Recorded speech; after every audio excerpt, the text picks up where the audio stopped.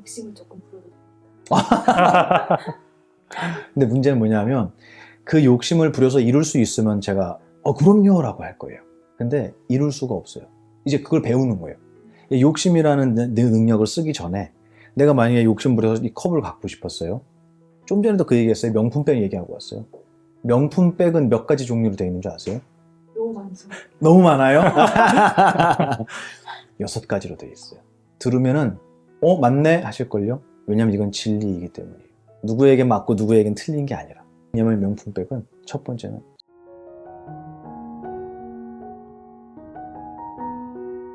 세속을 떠난 스님이 세속을 말하는 이유인데요. 많은 분들이 불교나 스님의 수행을 세속으로부터의 도피라고 생각을 하는데, 스님께서는 해탈은 도망이 아닙니다. 파도가 몰아치는 바다에서도 흔들리지 않는 배처럼 마음의 중심을 잡는 기술입니다. 이렇게 하셨어요. 스님께서 말씀하시는 삶의 기술이란 것은 구체적으로 무엇이며 왜 이런 기술이 필요할지 한번 말씀해 주시면 좋겠습니다. 불교라고 하는 이 종교가 오랜 세월을 흘러오면서 실질적으로 이 불교의 가르침을 전하신 분은 2600년 전에 한 스승이셨단 말이에요. 근데 이게 시간이 지나면서 신격화가 많이 되고, 지금 대한민국의 불교는 신격화를 넘어서서 기복으로 돌아섰죠. 어떻게 보면은 저는 좋고 나쁨을 떠나서 시작이 있으면 끝이 있듯이 이 기복 불교는 제가 뭐라고 하지 않아도 이제는 거의 그 끝을 보고 있는 것 같아요. 근데 기복 불교만 그런 게 아니라 기복의 성격을 담은 모든 종교는 다 전 세계적으로 같은 동향을 보이고 있다. 이거는 대부분 사람들이 다 이제 인지하고 있는 내용이고요.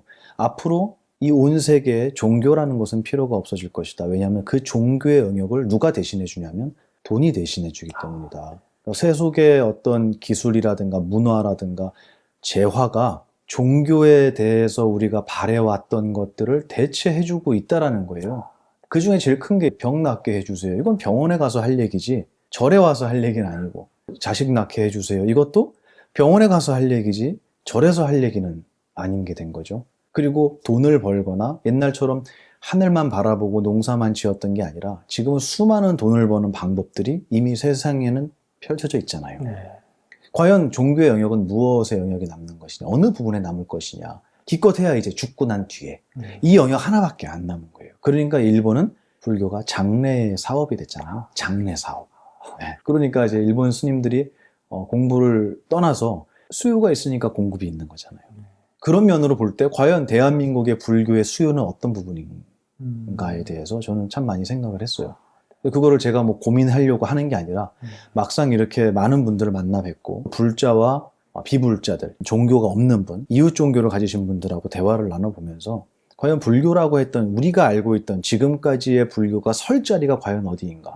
저는 없다고 봐요. 갈수록 좁아진다고 봐요. 근데 이런 것이 불교의 위기라는 말로 대체돼야 되는가라는 생각을 해보면 저는 그렇지 않다고 생각해요. 오히려 이때 비로소 불교의 시초셨던, 이 가르침을 처음으로 펼치셨던 인도의 석가모니 부처님께서 하신 말씀으로 우리가 돌아갈 수밖에 없는, 또 그 말씀이 정말로 이 세상에 이제 와서야 빛을 발하게 되는 어떤 그런 큰 흐름의 끝에 우리가 서 있는 것 같다.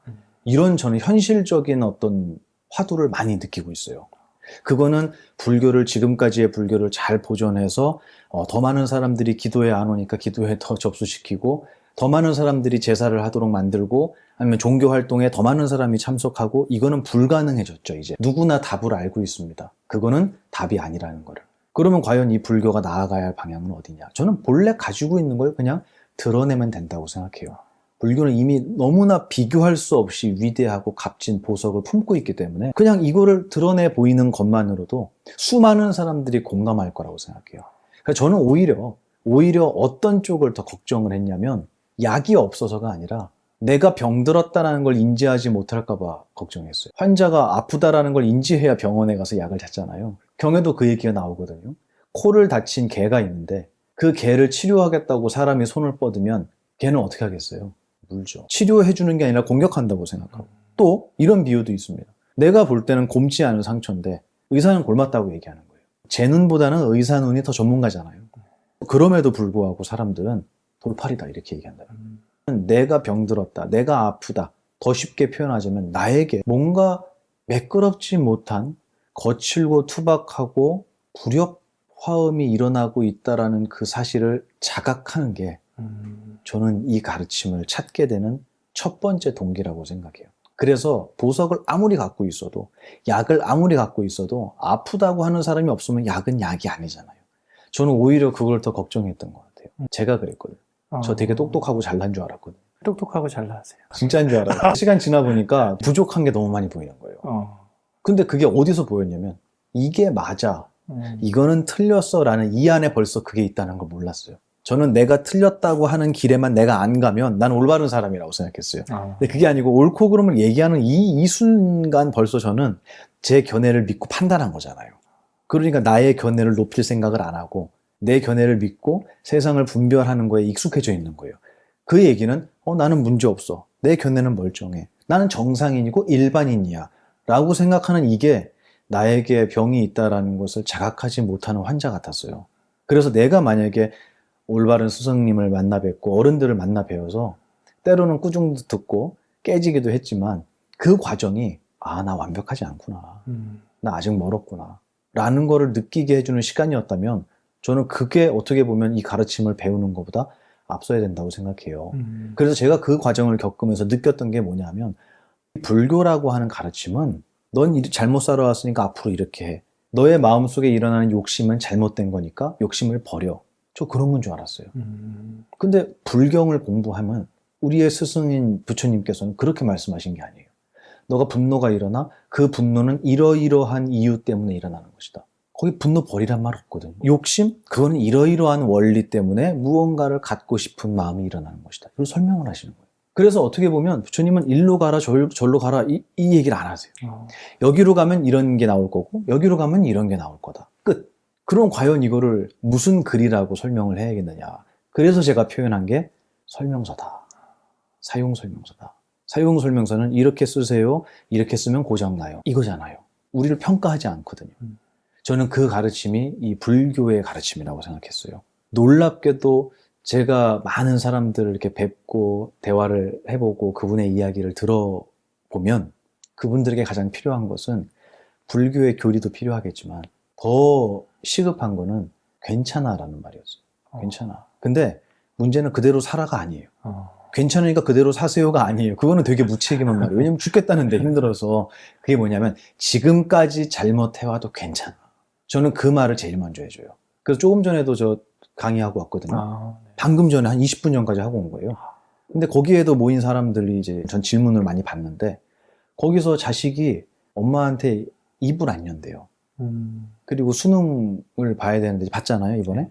봐야 되는데 맨날 게임하고 만화책 보고 있대요. 너는 도대체 무슨 생각을 하고 있냐라고 하면은 몰라 이렇게 하고 입을 다문다는 거예요. 근데 그 친구한테 제가 해주라고 했던 얘기가 뭐였냐면 믿어줘야 돼요. 뭘 믿어주냐면 저 사람은 내가 하는 이야기를 평가하지 않는 사람, 나를 평가하지 않는 사람이라고 느껴지는 사람이 세상에 한 명은 있어야 되잖아요. 그래야지 울면서 나 이렇게 못된 생각했어요, 나 이렇게 부족하고 어리석고요, 저 뒤에서 그 사람 미워서 이런 짓도 해봤어요 라고 고해성사할 수 있는 누군가는 계셔야 되잖아요. 근데 그게 가족에 있어야 되는 거 아닌가라고 제가 질문을 했어요. 가족에 그런 사람이 있어야 되는데 가족에 있는 모든 사람들은 너 수능 안 볼 거야? 너 어떻게 하려고 그래? 라는 말 밑에 너는 틀렸어, 너는 잘못됐어, 너는 지혜롭지 못해 라는 의도가 깔려 있잖아요. 그래서 저는 이 가르침을 이제 제가 공부를 하고 나서 저에게 느껴졌던 가장 큰 이익은 나는 이미 완벽하고 충분하고 아름다운 존재구나, 이걸 알았어요. 제가 제 자신을 몰랐던 거예요. 그래서 가장 대표적인 게 생각을 나로 삼고 감정을 나로 삼은 거. 이거는 몰라서 그런 거예요. 뭐랑 똑같으냐면 박수를 쳤는데 소리가 나잖아요. 근데 왼손이 저 소리 내 거야 라고 얘기하는 거예요. 왼손 게 될 수 있겠어요? 안 되죠. 그럼 오른손 겁니까 그렇다고? 아니에요. 소리는 누구 거죠? 누구 게 아니잖아요. 그냥 둘이 만났을 때 일어난 거잖아요. 얘는 제3의 것이란 말이에요. 이게 부처님께서 말씀하신 연기법. 인연되어서 일어난 것. 그럼 과연 이걸 왜 설명하냐 이거예요. 우리 출제자의 마인드를 알아야 되잖아요. 이 얘기를 왜 하지? 이 얘기를 들어서 나에게 무슨 이익이 있지? 저는 거기서 그 설명을 듣고 정말 망치로 맞은 것 같았어요. 그게 뭐였냐면 연기법이라고 하는 것은 만나서 일어난 것은 양쪽 어느 쪽의 것도 아니다. 바꿔 얘기하면 우리 팀장님을 만나고 아유 반가워요 라고 생각이 일어났다면 생각은 나도 아니고 저 사람도 아니다. 이거는 제3의 거예요. 증거가 뭐냐면 이 생각 없어져도 나는 안 없어져요. 이건 내가 아니란 얘기잖아요. 생각이 나면 얘가 없어지면 나도 없어져야 되거든요. 그게 아니라 생각은 나와 남이 만났을 때 중간에서 일어나는 현상이다라는 설명을 해주신 거예요. 이해가 되시죠? 그러면 내 생각을 버리란 얘기냐는 거예요, 이게. 아니잖아요. 생각을 버리라는 게 아니에요. 욕심도 버리라는 게 아니에요. 그런데 지금까지의 불교는 그런 쪽으로 약간 치중되어 있었던 느낌이 없지 않습니다. 뭐 내려놓아라. 그렇죠. 생각을 내려놔라. 번뇌를 끊어라. 욕심을 버려라. 그게 아니라 경전엔 그렇게 나와요. 부처님, 욕심에는 몇 단계가 있습니까? 잘 쓰는 것부터 못 쓰는 것까지. 욕심 버리란 얘기냐는 거예요, 그게. 아니죠. 욕심은 우리의 능력이잖아요. 이런 경전을 공부하다 보니까 어느 날 제가 그런 생각이 들었어요. 부처님은 하지 말라고 하신 게 하나도 없었구나. 알고 하라고 하신 거구나. 너 그거 하는 거 좋아. 근데 미안하지만 이룰 수 없어. 라고 그냥 설명해 주신 거구나. 하지 말라고 하신 게 아니구나. 이거를 제가 알았어요. 그리고 나서 많은 사람들한테 이 얘기를 했습니다. 제가 아까 말씀드린 연기법이라는 건 부처님께서 말씀하신 거잖아요. 그럼 이 연기법에 해당하지 않는 예외가 되는 존재가 있겠냐는 거예요. 없죠. 저는 그걸 느끼고 너무 행복했어요. 이거는 스님만이 아니라 출가자만이 아니라 불자만이 아니라 이웃 종교뿐만 아니라 생각하는 강아지한테도 사유하는 모든 존재라면 연기법이라는 법칙 안에 살고 있구나. 저는 종교가 달라서 제 생각은 연기법이 아니에요 할 사람 아무도 없죠. 누구나 생각은 대상과 만났을 때만 일어나잖아요. 하다못해 대상이 없으면 기억이라도 만나야 돼요. 그럼 생각이 일어나죠. 이 법칙을 벗어난 게 강아지도 그 안에 있단 말이죠. 벗어난 존재가 아무도 없다면 과연 예외가 없는 이 법칙, 이걸 뭐라고 해야 될까? 저는 감히 진리라고 하고 싶어요. 욕심을 조금 부려도 됩니다. 근데 문제는 뭐냐면 그 욕심을 부려서 이룰 수 있으면 제가 그럼요 라고 할 거예요. 근데 이룰 수가 없어요. 이제 그걸 배우는 거예요. 욕심이라는 능력을 쓰기 전에 내가 만약에 욕심 부려서 이 컵을 갖고 싶었어요. 좀 전에도 그 얘기했어요. 명품백 얘기하고 왔어요. 명품백은 몇 가지 종류로 되어 있는 줄 아세요?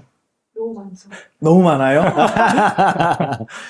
6가지로 되어 있어요. 들으면은 맞네 하실걸요? 왜냐면 이건 진리이기 때문이에요. 누구에게 맞고 누구에겐 틀린 게 아니라. 왜냐면 명품백은 첫 번째는 색깔로 되어 있어요. 두 번째는 뭘로 되어 있을까요? 소리로 되어 있죠. 명품백 만지면 부시럭부시럭 소리 나잖아요. 그죠? 그리고 냄새 맡으면 가죽 냄새 나겠죠. 그 다음에 먹을 리는 없겠지만 씹어 먹으면 맛도 있을 거고요. 그 다음에 만지면 감촉도 있을 거예요. 5개네요 벌써. 6번째 뭐냐면 이거 신상이야. 이거 오픈런 해도 못 사. 라는 의미까지 들어가 있어요. 이게 얼마짜리인데? 라는 의미. 그 6가지 합치면 명품백이 아닌가요? 거 봐요. 누구나 인정할 수밖에 없다니까요. 이건 종교하고 상관이 없는 거예요. 이 세상의 진실을 얘기한 거예요. 그 6가지가 모이면 명품백도 되고 이 컵도 6가지가 된 거예요. 그죠? 근데 어떤 6가지가 모였냐에 따라서 다른 이름의 결과가 만들어질 뿐이에요. 6가지가 모인 핸드백 중에 그 6가지 가운데에서 내가 가질 수 있는 게 있다면 핸드백을 가져도 된다고 제가 얘기할 거예요. 근데 색깔은 불끈 없어져요. 이것도 부정하실래요? 소리는 생기자마자 사라져요. 어떻게 해야 갖죠, 소리를? 어떤 분이 그러대요. 녹음기에 녹음하면 된다고. 그럼 녹음기에 녹음해서 틀자마자 어떻게 되죠? 또 사라져버려요. 그럼 소리를 어떻게 가질까요, 우리? 갖는다라는 의미에 대해서 정의를 내려보자는 거예요, 지금. 소유라고 하는 거. 내가 갖는다라는 거. 색깔도 불금 없어지기 때문에 가질 수 없고, 소리도 못 갖고, 냄새도 못 갖고, 맛도 역시 마찬가지고, 감촉은 손 떼자마자 없어져 버리고, 의미는 보는 놈마다 달라요. 그러면 그 6가지가 모인 명품백을 갖는다라는 게 과연 어떤 의미냐는 거예요. 이게 불교의 가르침이에요. 갖지 말라가 아니에요. 가질 수 없으니까 괜히 노력하지 말라. 증거가 뭐냐면요. 백 사오잖아요. 내 방에 갖다 놓잖아요. 불 꺼도 보여요? 안 보여요. 불을 켜야 돼요. 그리고 계속 만져야 돼요. 냄새도 맡아봐야 돼요. 근데 문제는 뭐냐면 그게 몇 개월 지나면 신상이 아니에요. 그럼 내가 사온 건 신상을 사왔잖아요. 이번에 새로 나온 명품백, 비싼 명품백. 이걸 어떻게 지킬 수 있죠? 아주 논리적으로 생각해 보자는 거예요. 이것의 가치와 내가 처음 사왔던 그 돈을 주고 사왔던 그것의 가치를 우리는 어떻게 지킬 수 있냐는 거예요. 내가 갖고 있는, 사야 돼. 또 사야 되는 거예요. 그렇죠. 과연 이 욕심을 만족시킬 수 있냐고. 그래서 물어보세요, 부처님이. 욕심은 만족시킬 수가 없다. 그게 좋으면 그렇게 해도 돼요. 근데 만족되지 않은 거는 불편함이잖아요. 행복이 아니잖아요. 그래서 부처님은 만족될 수 없는 욕심을 계속 부린다는 것은 자기를 스스로 힘든 길로 인도하는 것이다 라고 그냥 설명하실 뿐이에요. 욕심 버리라는 게 아니라. 그래서 경에 보면 욕심의 3가지 단계를 설명하세요. 첫 번째는 죽기 살기 위해서 노력해서 돈을 벌어요. 근데 이게 너무 아까운 거예요. 그래서 가족한테도 못 써. 부인한테 맨날 잔소리해. 가계부 안 쓴다고. 남한테는 더 못 써요. 보만 이런 애들한테는 못 써요. 아까워서. 자기 자신한테도 못 쓴다고 나와요. 아까워서. 이게 욕심을 가장 수준 낮게 사용하는 거고, 두 번째는 뭐냐면 열심히 벌어서 좋은 데 많이 쓰는 거예요. 이게 욕심을 잘 쓰는 거예요. 근데 그 위에 하나가 또 있어요. 그게 뭐냐면 이 세상에 누구에게나 닥쳐져 있는 생로병사로부터의 해탈과 내 모든 번뇌로부터의 초월을 위해서 출가에 대한 욕심을 내는 거예요. 이게 욕심을 가장 잘 사용하는 거라고 했어요. 그럼 출가하려면 뭐가 있어야 되는 거예요? 욕심이 있어야 되는 거예요. 욕심 나쁜 건가요? 근데 그거를 이룰 수 없는데 쓰기 때문에 스승께서는 말씀하시는 거예요. 야, 그건 너 백날 핸드백 1000개 사봤자 너 만족할 수 없어. 너 기뻐지지 않아. 행복하지 않아. 설명을 해주실 뿐이에요. 욕심이란 능력은 죄가 없죠. 이런 가르침을 배웠을 때 과연 이게 예외가 없다 그랬잖아요. 그러면 이 가르침이 속세에 있다고 안 배워도 되는 거냐는 거예요. 오히려 속세를 떠나서 절집 안에서 이거는 모두가 배워야 돼. 스님들만 공부하는 그들만의 리그가 아니고 모두가 알고 살아야 돼 라는 그 말이 저는 더 간절해졌어요. 그래서 제가 이 이야기를 들고 세상으로 나온 거예요. 결론은 그거예요. 생각할 줄 아는 모든 존재라면 내 생각하는 능력, 내 정신의 구조가 어떤지, 그리고 내가 욕심을 부리든 후회를 하든 누구를 사랑을 하든 이런 모든 감정이나 생각의 원리를 이해하고 쓰면 잘 쓸 거 아니에요. 근데 모르고 쓰면 함부로 쓰잖아요. 아까 말씀하신 것처럼 모르고 욕심을 쓰면 가질 수 있을 거라고 착각하고 노력만 하는 거예요. 근데 그 노력에서 끝나는 게 아니고 인생이 가요, 그 시간 동안. 이 얘기를 어디서 제일 뼈 아프게 들었냐면 청송교도소에서 들었어요. 편지가 왔는데 저희 어른을 그 재소자들이 아버지라 그랬거든요. 거기 써 있어요. 아버지. 누군가가 이 세상에 있는 것은 얻을 수 있는 게 아니라고 누군가가 나한테 한 번만 얘기해 줬으면 저는 도둑질하지 않았을 겁니다. 이렇게 얘기해요. 가질 수 있는 것이 아니라는 걸 누가 한 번만 얘기해 줬으면. 근데 가질 수 있다고 얘기하잖아요. 노력해서 얻으라고 얘기하잖아요. 이룰 수 없어요. 그걸 얻어도 내가 원하던 게 아니에요. 내가 국회의원이 되고 싶어서 국회의원이 되잖아요. 내가 생각하던 국회의원이 아니에요. 그럼 우리는 과연 그 욕심을, 하고자 하는 마음을 어떻게 충족시킬 수 있겠느냐. 모두가, 이 세상 사람 모두가 마음과 정신의 생각의 능력을, 위대한 능력을 사용하고 살지만 그 누구도 이게 어떤 구조로 되어 있는지를 공부해 본 적이 없던 거예요. 왜냐하면 저도 들은 적이 없거든요. 근데 그 얘기를 해주는 게 불교의 가르침이었다라는 것을 어른들을 통해서 제가 알게 됐고, 그래서 내가 이렇게 행복해지고 자유로워졌으니 이 세상 사람 모두가 이걸 공부하고 행복해졌으면 좋겠다라는 게 제 뜻이었습니다.